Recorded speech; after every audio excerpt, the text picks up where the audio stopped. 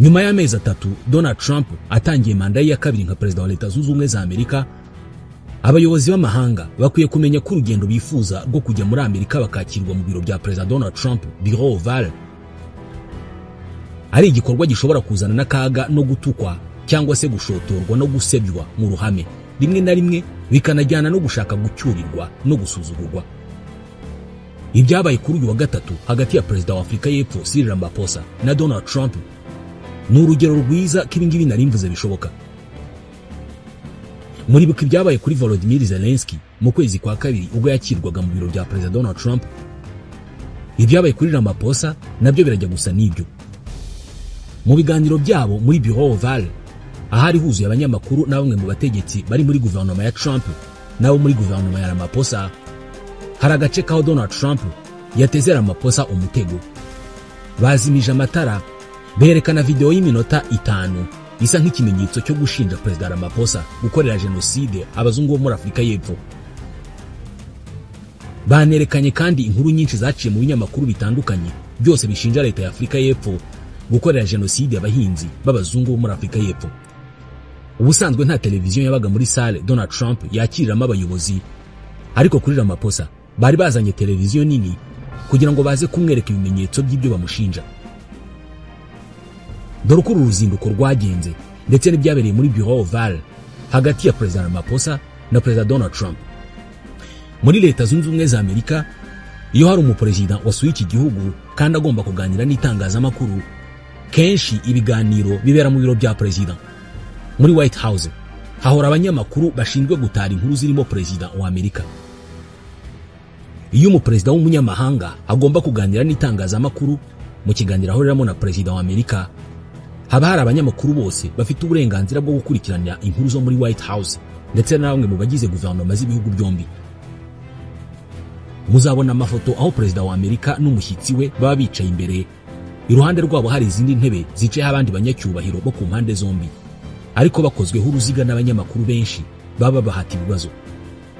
Ibi nibyo byabaye kuri uyu wa gatatu ubwo perezida Ramaphosa yasuraga Amerika kuri itariki ya 21 y'ukwezi kwa gatanu muri uyu mwaka. Ikiganiro cye na perezida Donald Trump cyatangiye neza. Batangiye bavuga ku mukino wa golf perezida Donald Trump akunda cyane kandi na perezida Ramaphosa arawukina. Ramaphosa yabanje kubwira Donald Trump ko yamuzaniye impano y'igitabo gipima ibiro 14 kivuga kuri golf. Donald Trump yabanje gushima abakinnyi ba golf bo muri Afurika y'Epfo, by'umwihariko Ernie Els. Uyu perezida Ramaphosa yaramwitwaje kuko bari kumwe muri Bureau Oval. Ibinyamakuru byavuze ko perezida Ramaphosa yitwaje uyu mukinnyi w'icyamamare wa golf kugira ngo amufashe guturisha Donald Trump kubera ko yari yiteze ko ashobora kuza kubamo gutongana, kandi birasa n'ibyatanze umusaruro. Donald Trump yashimye Ramaphosa kuba yaje muri Amerika, ashyiramo no gutebya ati ngushimiye kuba warampamagaye nubwo ntazi aho wakuye nimero yanjye. Umunyamakuru wabajije ikibazo bwa mbere ni uw'ikinyamakuru NBC wabajije perezida Donald Trump kubirebana no kuba hari abantu benshi ku isi basaba ubuhungiro muri Leta Zunze Ubumwe za Amerika bakabwimwa, ariko ejo muri Donald Trump akaba yarafashe icyemezo cyo guha ubuhungiro abazungu b'Abanyafurika y'Epfo batanasabye ubwo buhungiro. Yamubajije ibirebana n'uko gusumbanya basaba ubuhungiro muri Amerika. Donald Trump mu gusubiza iki kibazo yabanje kubwira perezida Ramaphosa ati uyu munyamakuru bajije ikibazo n'uw'ikinyamakuru cya NBC, ni kimwe mu binyamakuru bivuga ibinyoma hano muri Leta Zunze Ubumwe za Amerika. Arangije ahita amubwira ati mu birebana no gusubiza ikibazo cyawe, ibyo uvuze siko bimeze. Yavuze ko hari benshi basaba ubuhungiro ariko bakaba ari abagizi ba nabi bavuye muri za gereza mu bihugu nka Venezuela, ndetse n'abandi basaba ubuhungiro bavuye mu mavuriro y'abafite ibibazo byo mu mutwe hirya no hino ku isi. Atariko hari abahinzi bo muri Afurika y'Epfo bamaze igihe bicwa ndetse bakorerwa jenoside. Yahise ahindukira areba perezida Ramaphosa ati bwana perezida, dufite abantu benshi muri Afurika y'Epfo bagiriwe nabi, abandi baterwa ubwoba, abandi barahohoterwa mu buryo butandukanye.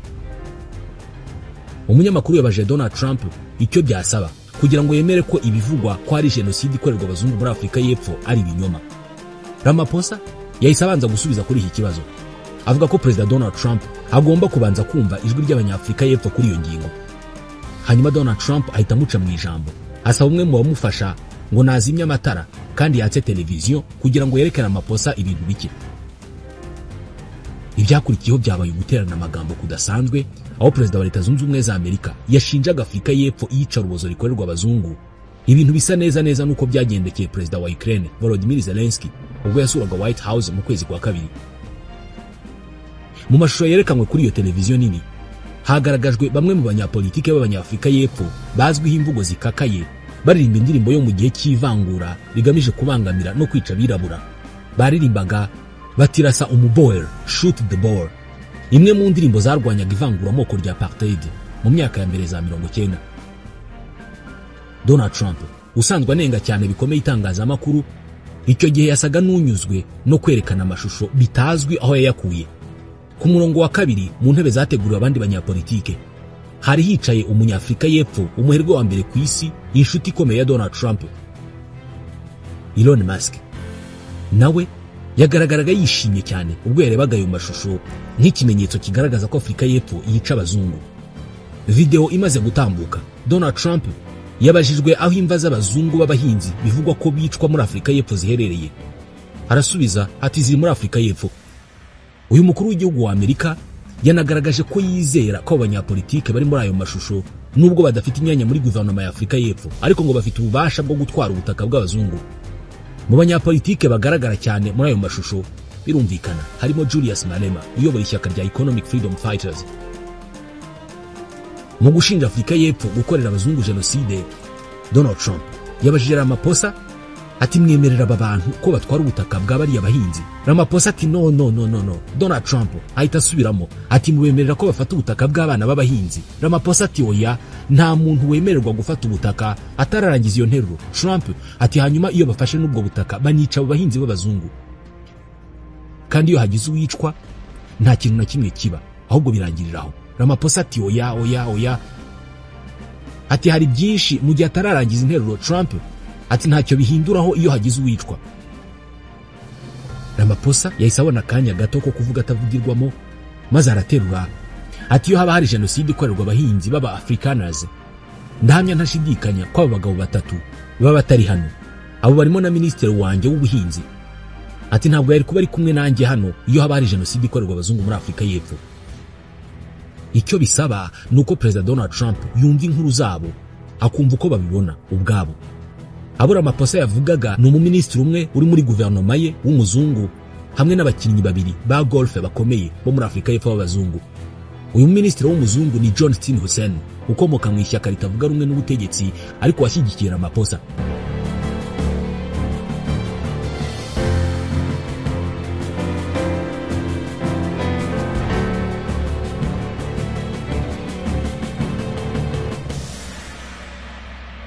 Ramaphosa yari yanazanye kandi abakinnyi babiri b'ibyamamare muri golf bakomoka muri Afurika y'Epfo barimo inshuti ya Trump yitwa Ernie Els twavugagaho mu kanya, ndetse n'umuherwe ukomeye mu byicuruzwa ry'ibintu by'iraha witwa John Draper.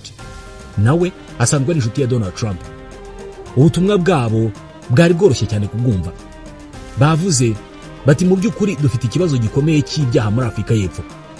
Dukeneye gukorana namwe Amerika nk'abafatanyabikorwa bacu bakomeye kuri iki kibazo. Dukeneye ikoranabuhanga, dukeneye Starlink ya Elon Musk, dukeneye kandi ibindi bikoresho byo guhangana n'ibyaha nka za drone zishobora kudufasha. Nubwo koko Ramaphosa yasinye itegeko rivugwaho byinshi rigena ko ubutaka bushobora gutwarwa na leta nta ngurane, iryo tegeko ntabwo ryari ryatangira gushyirwa mu bikorwa. Ikindi kandi Ramaphosa yirinze kugaragara nk'ushyigikiye amagambo yavugiwe muri ya mashusho twavugaga mu kanya. Gusa Perezida Ramaphosa, umwe mu nshuti magara za Nelson Mandela, wanabaye umwe mu bagize uruhare rukomeye mu kurangiza ubutegetsi bwa apartheid bwari bushingiye ku bwiganze bw'abazungu no guhohotera abirabura, asa nawe yari yiteguye bihagije muri ibi biganiro ku buryo atagaragaye nk'uwahungabanye nk'uko byagendekeye Zelensky. Donald Trump rimwe na rimwe agaragara nk'utamenya uburyo abayobozi b'amahanga bakoresha amayeri yo kugira ngo abakunde cyangwa se aborohere. Ibyo byari bigize igice kinini cy'ingamba za Perezida wa Afurika y'Epfo muri uru ruzinduko, ari nayo mpamvu yitwaje zimwe mu nshuti za Donald Trump z'Abanyafurika y'Epfo b'abazungu. Nibyo koko Donald Trump ni umufana ukomeye cyane wa golf, ariko igitekerezo cya Ramaphosa cyo kujyana abakinnyi babiri bakomeye ba golf mu ruzinduko agiye kubona na Donald Trump nta wari warigeze agitekereza. Ibi ni ibiganiro byari bigamije gukemura ibibazo bya diplomasi na politike no kuganira ku bucuruzi hagati y'abaperezida babiri. ariko nta watekerezaga ko bizagirwamo uruhare n'abakinnyi ba golf.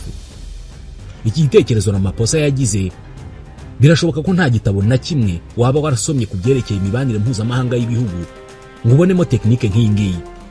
Byemezwa ko iki ari igitekerezo cy'abahanga itsinda rifasha Ramaphosa ryagize. Uburyo Donald Trump yishimye abonye abo bakinnyi b'Abanyafurika y'Epfo b'abazungu byagaragariye buri wese. Uburyo aba bakinnyi nabo bagaragaje ibitekerezo byabo ku kibazo cy'abahinzi b'abazungu nabwo bwahawe umwanya munini ku mashusho ugereranije n'uburyo Perezida wa Afurika y'Epfo watowe n'abaturage Cyril Ramaphosa yahawe umwanya ku mashusho muri televiziyo asobanura iby'iki kibazo. Birashoboka cyane ko Ramaphosa ibingibi yabibonyemo insinzi.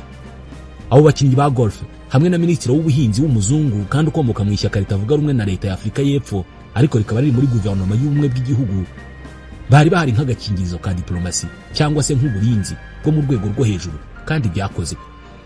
Perezida Donald Trump kandi yasabwe kugira ubutumwa agenera Abanyafurika maze asubiza ko icyo ashaka kubona ari amahoro ku mugabane wa Afurika. Yahise avuga ko nk'uko abantu bamaze iminsi babibona cyangwa babyumva ngo Amerika yakoze akazi gakomeye cyane mu nzira yo gukemura amakimbirane amaze imyaka hagati y'u Rwanda na Kongo. Ati wabyemera cyangwa ntubyemere, twakoze akazi gakomeye kuri iki kibazo. Yahise asaba ba mwana we umuherwe yashinze gukurikirana iby'umugabane wa Afurika Masad Boulos kugira icyo avuga kuri ibyo bibazo n'icyo Amerika yabikozeho. Bwana Boulos yahise ahaguruka aravuga ati mu byumweru bike bishize twasinye amasezerano y'amahame hagati ya guverinoma y'u Rwanda na Repubulika ya Demokarasi ya Kongo. Ati ndetse ejo bundi impande zombi zadushyikirije imbanzirizamushinga y'amasezerano y'amahoro. Ati kandi twayakuyemo inyandiko imwe ihuza ibyo buri ruhande rwifuza kandi twarayibashyikirije. Ati turi muri gahunda yo kuyishyiraho umukono. Ati ibintu byose bimeze neza. Perezida Ramaphosa yahise afatira aho ngaho afata ijambo ati turabashimira ku bw'ibyo mwakoze kubera ko nk'umugabane wa Afurika by'umwihariko umuryango w'ubukungu bw'ibihugu bya Afurika y'Amajyepfo SADC tumaze imyaka myinshi dukora ibikorwa byo kuzana amahoro muri Repubulika ya Demokarasi ya Kongo. Ati umuhate wose washyizweho ndetse n'ingamba zose zafashwe zaba izituruka muri Afurika n'izituruka hanze ya Afurika zagize umumaro ukomeye. Ati turimo turakura ingabo zacu muri Kongo kugira ngo amahoro aganze. Ati kandi turizera ko ku bufatanye n'umuryango mpuzamahanga tuzabona amahoro arambye. Donald Trump nawe yahise avugiramo ati raporo nakira ni nziza cyane rwose. Ati mbere ibyo numvaga byari impfu gusa. Ati mbere nakiraga amakuru y'abantu baciwe imitwe. Yahise ashimira ba mwana we yahaye inshingano zo kuba umujyanama we kuri Afurika Bwana Masad Boulos. Ati wagize ubutwari bukomeye bwo kujya hariya hantu. Yabivuze nkaho uyu mujyanama we yagiye mu muriro. Ati twanaganiriye nabo ibirebana n'ubucuruzi. Ati ni akazi keza cyane twakoze hariya kimwe n'ahandi hose.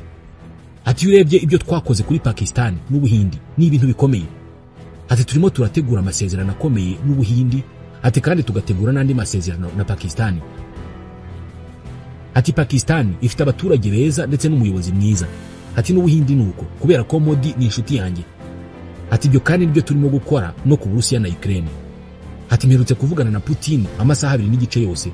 Ibiganiro byacu byarafashije cyane kubera ko hari ahantu harimo kumeneka amaraso menshi. Harapfa abantu 5,000 buri cyumweru kandi abo ni abasirikare gusa tudashyizemo abasivile. Ati turimo turabafasha nubwo atari abantu bacu barimo gupfa. Ntabwo ari abasirikare ba Amerika barimo gupfa. Ni abasirikare ba Ukraine n'abo Burusiya. Atari ko kumva ko roho 5,000 zirimo gupfa buri cyumweru ni ikintu kitari cyo kurebera. Donald Trump yakomeje kugaruka ku kibazo cy'akaga abahinzi b'abazungu b'Abanyafurika y'Epfo ngo bakomeje guhura nacyo. Bamwe muri bo yanabinjije muri Leta Zunze Ubumwe za Amerika nk'impunzi. Ariko Perezida Ramaphosa ntiyigeze ahungabana, maze izo nshuro zose Trump yagerageje kumukura ku izima zisigara nk'umuyaga utanyeganyije igiti. Karaho Ramaphosa yagarutse kuri ba bakinnyi ba golf n'umuherwe w'umuzungu w'umuafrikana bari kumwe nawe. Abwira Trump ati yo habari genocide y'abahinzi b'Abafrikanazi ndakwizeza ko abo bagabo batatu batari kuba bari hano. Nubwo Donald Trump atashoboye gutuma Ramaphosa agira icyo avuga gikomeye cyangwa ngo murakaze, ibi ntibisobanuye ko igihe yamaze kirenga isaha cyapfuye ubusa. Oya, ntabwo cyabaye imfabusa. Uyu mwihariko wa diplomasi y'ikinamico ubugenewe abarebwa na politike y'imbere mu gihugu cya Amerika, kimwe n'uwo muyobozi w'inshuti uba wasuye Bureau Oval.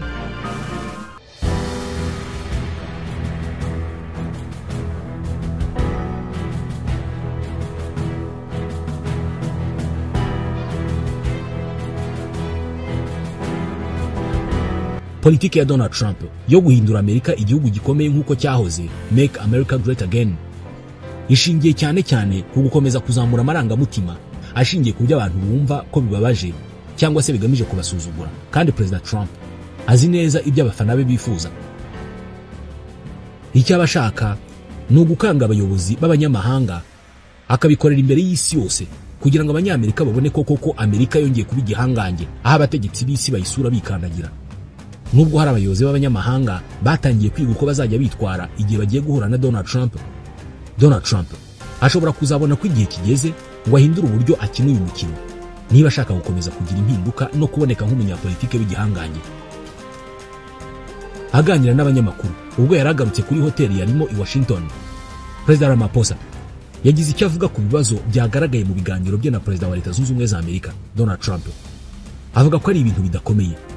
Ramaphosa yarahanganye n'ibihe bikomeye cyane muri Bureau Oval ubwo yatungurwaga n'amashusho yerekana ibivugwa nk'iyicarubozo cyangwa se genocide ikorerwa abazungu b'Abafrikaners.